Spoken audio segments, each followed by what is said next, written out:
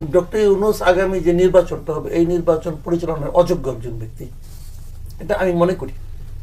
উনি আইন শৃঙ্খলা রক্ষা করতে পারতেছেন না। ওদের একটা ঘটনা শুনলাম, সিম্পলি একটা ঘটনা বলি, যদি এটা অপ্রাসঙ্গিক মনে হতে পারে। এই যে নুরুল হক নূর, উনি ওনার এলাকায় গেলেন, উনি আসবেন, আসার পথে রাস্তা ওনাকে আটকানো হলো, দা কিরিস মিরিস নিয়ে এগুলি নিয়ে। উনি পুলিশকে ফোন করলেন, পুলিশ কোনো রেসপন্স করলো না। আর্মিকে ফোন করলেন, আর্মিও তার নিরাপত্তা দিতে পারলো না। তো এটা এর জন্য বিএনপি দেয় না জামাত দেয় না কে দেয় এটা তো জানা দরকার নেই। আমার বিবেচনা এর জন্য সরকার দেয়। সরকার একজন লোককে একটা এলাকায় নিরাপত্তা দিতে পারে না, তো যখন ইলেকশন আসবে কেমনে করে ঘুরবে? ওই লোক তো ঘুরতেই পারবে না, কেউ পারবে না, কেউ পারবে না। তো এই সরকার তো ব্যর্থতা পদে পদে প্রমাণ করতেছে। একদম ইলেকশনের আগের দিন সে সক্ষম হয়ে যাবে। এখন যারা হাঁটু কাঁপে তারা আপনি বলতেছেন যে তুমি 100 মিটার দৌড়ে যে ফার্স্ট হও, কারণ উনি তো আবার ইতিহাসের সবচেয়ে শ্রেষ্ঠ নির্বাচন দিবেন। উনি ইতিহাসও জানেন না, শ্রেষ্ঠ বুঝেন না।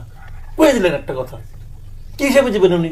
ওনারা এখন যত লোকে বলতেছে, এর আগে আমি সিম্পল বলি, 91 যে নির্বাচন ছিল, 96 যে নির্বাচন ছিল, ওই জাস্টিস হাবিবুর রহমান বলেন, শাহাবুদ্দিন আহমেদ বলেন, এদের তো কেউ, এদের নিয়ে তো কেউ কোনো আপত্তি করে না। ওরা কিন্তু আপত্তি করার লোকের অভাব নেই। তো উনি কেমনে করে কয়ে গেলি? তো যাই হোক, নিয়ে সেটা অন্য হিসাব। এখন আপনি যেটা বলছেন লন্ডনের যে এটা হলো আরেক বিষয়। আমার কাছে মনে হয় যে উনি দেখেন লন্ডনে তার মানে নেট অ্যাচিভমেন্টটা কি? নেট অ্যাচিভমেন্ট হলো বিএনপির সঙ্গে নির্বাচনের তারিখ নিয়ে বিরোধটা নিরসন করা। কারণ তারেক রহমান সাহেব যেভাবে হ্যান্ডশেক করলেন, বোঝা গেল নিরসন হয়েছে। আচ্ছা, এই নিরসনটা করার জন্য ওনাকে লট বহন নিয়ে ব্রিটেন যাইতে হলো কেন? আপনাকে লাভ দিয়ে যে 6 তারিখে কেন ঘোষণা করতে হলো যে ইলেকশন এপ্রিলে হবে? আপনি কিসের উপর ভিত্তি করে করলেন এটা? এর আগে যে মিটিংটা করলেন আপনি 2 তারিখে, সেই 2 তারিখে মিটিং এ করা দল ছিল সমস্ত দলগুলি, মানে আমাদের 80% দল বাইরে বললো যে আমরা নির্বাচন চাই ডিসেম্বরে কিংবা তারও আগে। এই তো বলছে। ওনার কাছে এপ্রিল চাইছে কে? এক জামাত বলছে ফেব্রুয়ারি থেকে এপ্রিলের মধ্যে। তো উনি ওইটা মানলেন, এবং ওটা অথবা উনি নিজে নিজে চিন্তা করলেন কেন এপ্রিল। উনি কোনো ব্যাখ্যা দিচ্ছেন যে এই কারণে এপ্রিল, এই কারণে ডিসেম্বর খারাপ? কোনো ব্যাখ্যা দিচ্ছে? কোনো ব্যাখ্যাও দেয়। ওনার মনে হয়েছে এপ্রিল, অথচ এপ্রিল। তো ওনার যখন একজন ব্যক্তি যখন মনে হয় এবং তার মনে হওয়ার মতো করে যখন দেশ চলে এবং সেই যখন শাসক হয়, ওই এই একজন ব্যক্তির ইচ্ছে যখন হয়, তখন এটা কি বলে? এটাই তো সরে যায় শাসন। ওরা যা ইচ্ছে উনি তাই করতেছেন। কার সঙ্গে আলাপ করেন? লন্ডনে বৈঠক করলেন, বৈঠক করে বললেন যে নির্বাচন হতে পারে। বিএনপি তো লাফাচ্ছে, মনে করছে ঈদ। বিএনপির চেহারা কথাবার্তা মনে কি ঈদ হয়ে গেছে। একটা ঈদ 7 তারিখ হয়েছে, আর একটা ঈদ 13 তারিখে, 1 সপ্তাহের মধ্যে। আমি যদি কই 2টা কোরবানি হয়েছে, 7 তারিখে এক কোরবানি হয়েছে, 13 তারিখে আরেক কোরবানি হয়েছে। বিএনপি পাইছে নাকি বলুন তো আপনি? এখান থেকে একটা যে যৌথ ঘোষণা আসছে, ওর চেয়ে অস্পষ্ট কোনো ঘোষণা আছে? যদি এগুলো হয় তাহলে নির্বাচন রমজানের 1 সপ্তাহ আগে হতেও পারে। তার ঠিক আগের বাক্যটা কি ছিল? তার ঠিক আগের বাক্যটা ছিল প্রধান উপদেষ্টা ঘোষণা করেছেন এপ্রিল ইলেকশন। উনি বলছেন যে ওই ঘোষণা থেকে আমি প্রত্যাহার করছি, এটা বলছে? একবার বলছে? বলে নাই সে। তাহলে কি হলো? একটা অস্পষ্ট ঘোষণা নিয়ে ঈদের আনন্দে বিএনপি মানে আনন্দে আলাপ হচ্ছে। অর্থাৎ নির্বাচনের দিনক্ষণ নিয়ে এখনো ধোঁয়াশা কাটেনি, একদম পুরো ধোঁয়াশা। ফখরুল ইসলাম আলমগীর যেটা বললেন যে নির্বাচনের যে ফেব্রুয়ারিতে নির্বাচনের ঘোষণায় অনেকের পছন্দ হয়নি। আচ্ছা, ঘোষণাটা হইল কই ভাই? ফেব্রুয়ারিতে নির্বাচনের ঘোষণা, এই জিনিসটা ফখরুল ইসলাম আলমগীরকে আমার রিকোয়েস্ট, আপনি প্রমাণ করেন কোথায় পাইছেন আপনি? জি, কে ঘোষণা করেছে ফেব্রুয়ারিতে? এই জামাত একদিন যায়নি, পরের দিন গেছে। তো একই লোকের কাছে গেছে, একই লোক গেছে, তো একদিন না দিয়ে তার, এটা তার রাজনৈতিক কৌশল, চাপ প্রয়োগের একটা কৌশল, যে আমার কথা না শুনলে অথবা আমাকে একটু কম আদর করলে আমি একটু কম যাব। আমি অভিমান দেখানো, অভিমান তো একটা মানবিক বৈশিষ্ট্য না? তো অভিমান দেখাচ্ছে তারা, প্রবলেম তো নাই কোনো, এটা হতেই থাকবে। কিন্তু মোদ্দা কথা হলো যে ঐক্যমত কমিশন যেটা হয়েছে, এইটার যে কাজগুলো হচ্ছে আমার কাছে মনে হয় কি ভালো একটা রিপোর্ট হবে, অমুক হবে তমুক হবে, এইটা নিয়ে এত সিরিয়াস হওয়ার কিছু নাই, এটা আমার কাছে মনে হয়। দেখেন, এরা যখন সংস্কার শুরু করছে তারও অনেক আগে বিএনপি একটা 31 দফা দিয়ে রাখছে। অনেক রাজনৈতিক দলেরও অনেক রকম প্ল্যান আছে, রাষ্ট্র কিভাবে পরিচালনা করতে হবে না করতে হবে, তাদের নিজস্ব কিছু পরিকল্পনা কিন্তু সব রাজনৈতিক দলেরই টুকটাক টুকটাক আছে।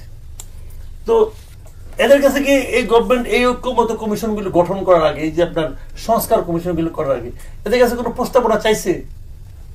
এই যে আপনাদের কার কাছে কি কি প্রস্তাবনা আছে আমাদেরকে দেন, তারপরে আমরা এগুলি নিয়ে বসি। তাকে তারা চাইছে? চায় নাই। তারা কি করছে কি না, আপনার মনে করেন আমি একটা উদাহরণ দেব বলি আপনাকে, এই যে সংবিধান সংস্কার কমিশন, এরা কি কাজ শুরু করার আগে সবাই কাছে চাইছে? হ্যাঁ, কাজ শুরু করার মধ্যেই সবাই গেছে, মানে কাজ শুরু করে দিতে চেয়েছে, কাজ শুরু করার আগে। না, আমি তো মনে করি কি যে জিনিসটা তাদের এই কমিশনটা করাই উচিত ছিল পলিটিক্যাল পার্টিগুলিকে নিয়ে। আমি পার্সোনালি মনে করি কয়েকজন এনজিও কর্মী, কয়েকজন সুশীল এবং কয়েকজন ভাড়াটে বিদেশি বুদ্ধিজীবী, এগুলি যে হয় না রে ভাই। যে লোকগুলো, আমি তো প্রথমেই দাবি করতাম আমাদের পলিটিক্যাল পার্টিগুলি গেছে, তাদের সাথে যায়। আমি তো পার্সোনালি মনে করি যে প্রথমে প্রশ্ন করা উচিত আলী রিয়াজকে, আপনি কে ভাই? আপনি কি আপনার আমেরিকান সিটিজেনশিপ বাদ দিয়ে এখানে আসছেন? প্রথম প্রশ্ন, আপনি ওটা সারেন্ডার করে আসেন, তাহলে আপনার কথা আমি শুনবো। ওনারা যায়, আদর আপ্যায়ন করে যায়, কি কারণে যায় ওনারা জানে। আমি আমাদের পলিটিক্যাল পার্টিগুলির এই প্রশ্ন, কেউ কি প্রশ্নটা করছে যে হোয়াই মিস্টার আলী রিয়াজ আপনি কেন, আপনি ওটা বাদ দিয়ে আসছেন? বাদ দিতে আসেন নাই আপনি। তো এরা করতেছে আমার দেশ কেমন করে চলবো সেইটা বলে দিবে। ওনারা ডিসিশন, ওনারা একটা প্ল্যান করে নিয়ে আসছে, আমরা এটা করছি, আপনারা কোনটা কোনটা মানবেন, টিক চিহ্ন দেন। ওনারা টিক চিহ্ন দিয়ে আসছে, টিক চিহ্ন দিয়ে আপনারা যেগুলো টিক চিহ্ন দেন, ওটা আলোচনা হচ্ছে। আলোচনা কার ভাগ্য তারা নির্ধারণ করতেছে? জনগণের ভাগ্য নির্ধারণ করতেছে। তো উনি কে জনগণের ভাগ্য নির্ধারণ করার দায়িত্ব ওনারা কে দিছে? এখানে কোনো জনপ্রতিনিধি আছে? আছে। এখানে অনেক পলিটিক্যাল পার্টি আছে, পলিটিক্যাল পার্টির শীর্ষ শীর্ষ নেতারা গেছে, তারা কি জনপ্রতিনিধি? একটা পার্টি খুললেই জনপ্রতিনিধি হয়ে গেল? পাবলিক তারা পাঠাইছে এখানে, উনি নিজে সিদ্ধান্ত নিচ্ছেন যে আমি একটা পার্টি করছি, আমি এই জনগণের উন্নতি করবো, এটা ওনার সিদ্ধান্ত। জনগণ বলছে আপনি আমার ভাগ্য নিয়ন্ত্রণ করেন, বলছে, বলেন তো। এখানে যাদের সঙ্গে মিটিং করতেছে, ক্রাইটেরিয়াটা কি? কোন দলগুলো এখানে গেছে? সবগুলি নিবন্ধিত দল। নিবন্ধন কে দিছে?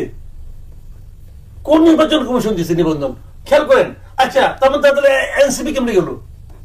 এনসিপি আন্দোলনের সামনে ভাগে ছিল, মানলাম।